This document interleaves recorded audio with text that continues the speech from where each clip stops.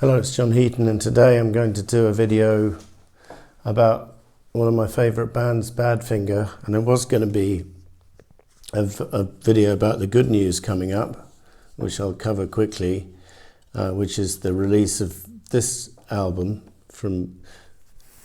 recorded in 1974, never released at the time. It came out on CD in the year 2000, but it's going to be released next week on vinyl and later on CD, so that's good news. But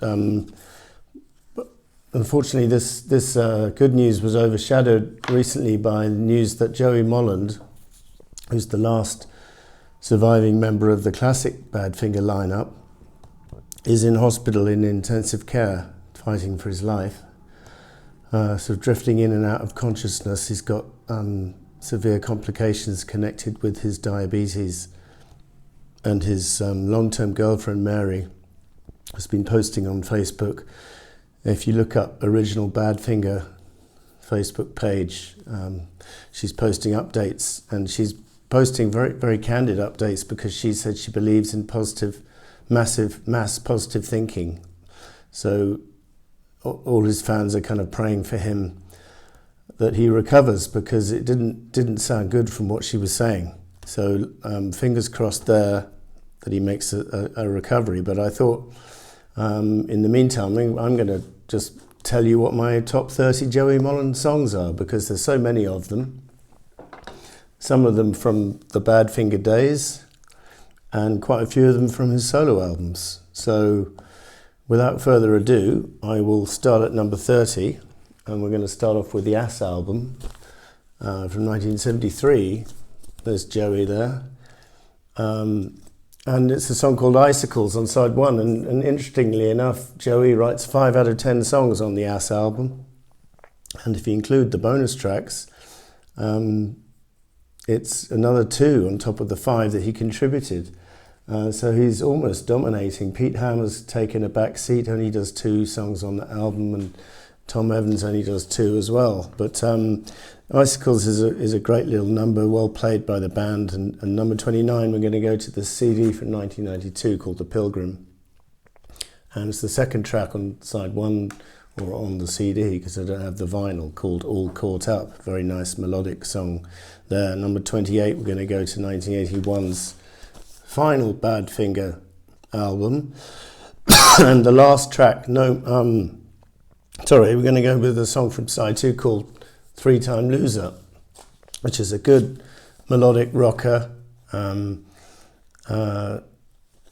It's not quite, there's one more choice coming from that album. It's not the best album, but it's got some high moments. Then we turn to the first time to this CD from 2001, which is called This Way Up. It's just easily, it's in his top 2 solo albums.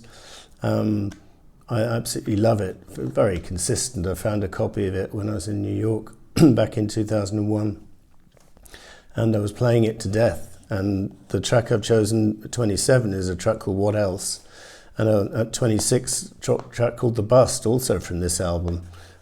So a couple of choices from there. Then we go back to Ass. I won't show you the cover again. I Can Love You, track on side 2, very heavy sort of ballad.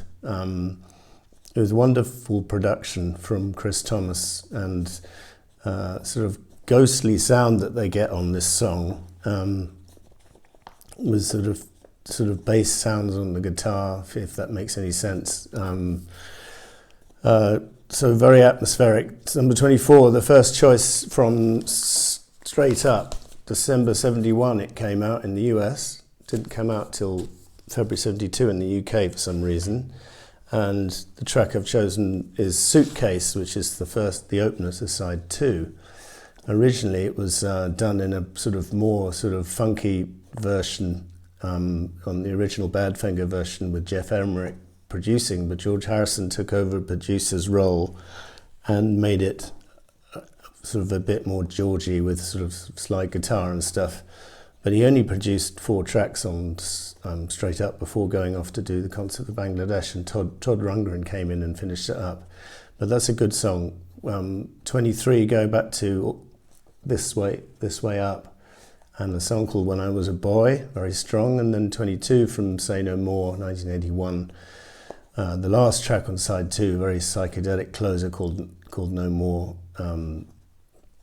Played this one loud, it's very good. 21, first track on side 2 of Ass, Constitution, heavy rocker, sort of Hendrix-like in style, and Give It Up is a very strong rocker from the Badfinger album. Do I have that to show you? Yeah, here.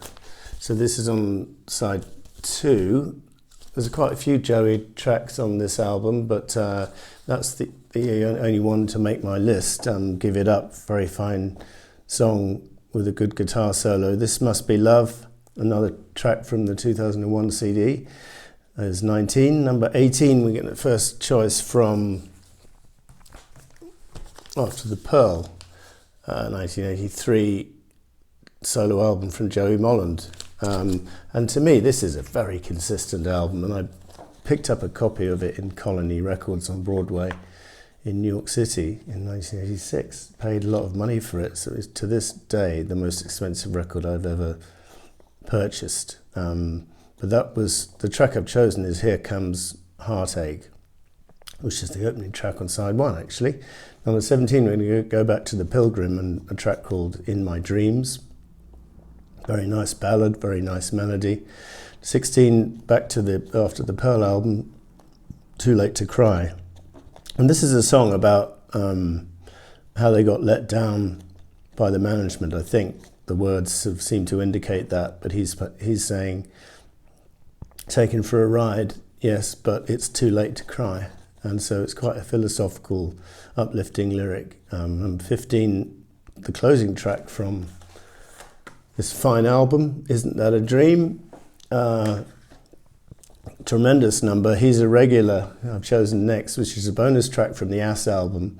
It's quite a jokey number about this guy who's a regular down at the local pub, but I think it's absolutely hilarious, and I think it should have probably been on the Ass album, even though there were already 5 Joey songs, so I guess they couldn't really have room for it. But I think it's a hilarious song. Number 13, I'm going to choose the closer from After the Pearl, Dreams of Thunder. I love that track, very atmospheric. Number 12, superb song from This Way Up called Angels Like Us, very melodic.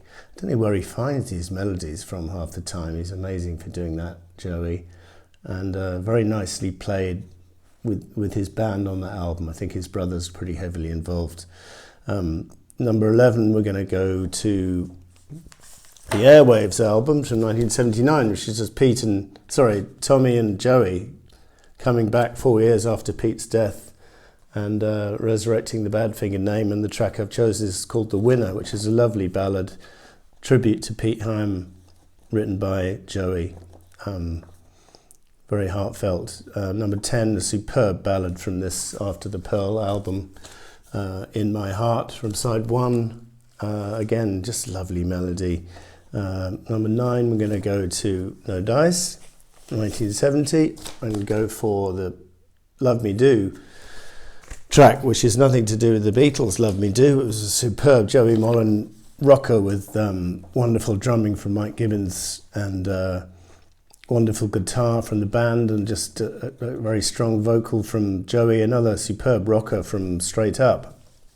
Sometimes on side 2 is number 8. Number 7, we're going to go back to Ass and a pounding piano rocker called Getaway, which my son the other day, Richie, was playing along. He was playing along to the track and playing along with the piano, and it sounds pretty good, sort of coming live in the living room, or semi-live, shall we say. Love that track. Love Is Going to Come at Last from Airwaves, again, probably the standout track on this album. I'll show you the picture of Tom and Joey in the sleeve here. There we go. So that's Love Is Going to Come at Last. Fine song, brilliant solo. Number 5, we're going to go back to Straight Up and I Die Babe, another one of the tracks produced by George Harrison. Number 4, go back to No Dice and Better Days, one of the highlights of the album. Brilliant on side 2. And number 3, the first choice from Wish You Were Here, Gotta Get Out of Here, third track, side one. Wonderful sentiment, and actually, unfortunately, quite prophetic, because he was talking about got to get out of the situation with the band and the management, and he was to leave the band shortly after that album came out.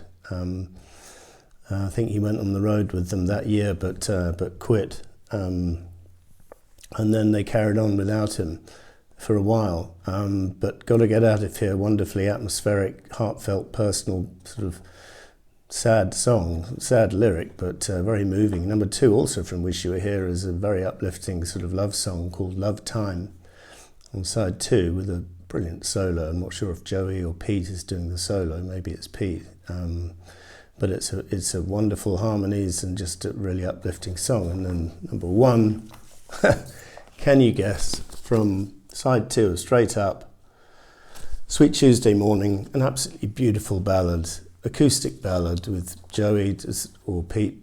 They pick out this sort of line on the acoustic guitar, and then Joey does this melody to die for.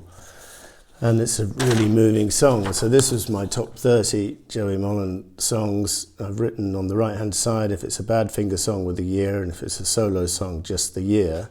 As you can see, there's quite a few Badfinger songs there, but there's also a fair few from his solo albums. I didn't include any from his latest solo album, although I like it. I didn't think any of them quite warranted making the top list for me. But anyway, Joey, I hope you get well soon. We're all rooting for you. I met you a couple of years ago in Liverpool. It was great. And you signed my copy of Straight Up, and you met my son Richie and signed his copy of Ass. And he was a complete gentleman, greeting all the fans and telling humorous stories to the audience in Liverpool, and playing along with the band in the evening with Mark Hudson and Earl Slick. And it was an experience I won't forget. And I also met Joey in Liverpool in 1993. I was lucky enough to spend a whole evening with him, with my friend Will Turner. We were just like drinking beer and talking, going through the albums, and he signed all of them for me, including this After the Pearl album. I don't know if you could make it out what is written in Blue Baro, but it's Hi John, it's King Nice to meet you, because we had such a great chat. And I remember his brother was there, and it was just a great evening. It's one of those monumental evenings in your career as a music fan. So thank you, and thank you for watching, and yeah, rooting for Joey. Hope he gets better, and we'll see you next time. Thanks for watching.